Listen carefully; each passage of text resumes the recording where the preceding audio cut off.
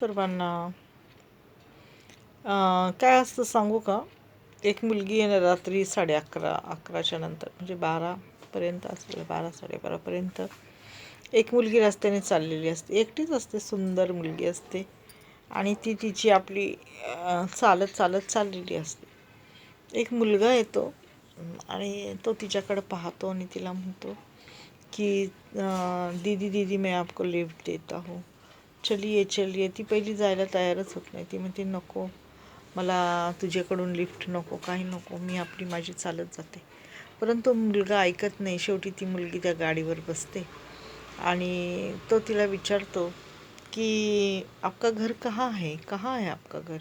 ती म्हणते असं घे, तसं घे, डावीकडून उजवीकडून, डावीकडून उजवीकडून असं घे. घेता घेता तो एका ब्रिजवर येतो. तर ब्रिजच्या खाली तिथे नदी असते. तर ती म्हणते हेच माझं घर आहे. तो म्हणतो कुठे आहे तुझं घर? तर म्हणते हे काय, हेच माझं घर आहे. तर म्हणजे सांगायचं तर त्या मुलीचं तिथं काहीतरी हे झालेलं असतं, म्हणजे तिच्या संगती काहीतरी वाईट घडलेलं असतं आणि ती भूत झालेली असते. आणि तो मुलगा असा बघतच राहतो की ती तर म्हणते की मैं तो यहाँ पर बहुत दिनों से रहती हूँ, यही तो मेरा घर है.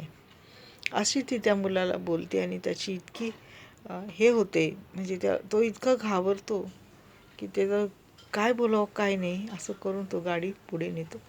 गाडी पुढे नेतो, परंतु गाडी काही पुढे जात नाही.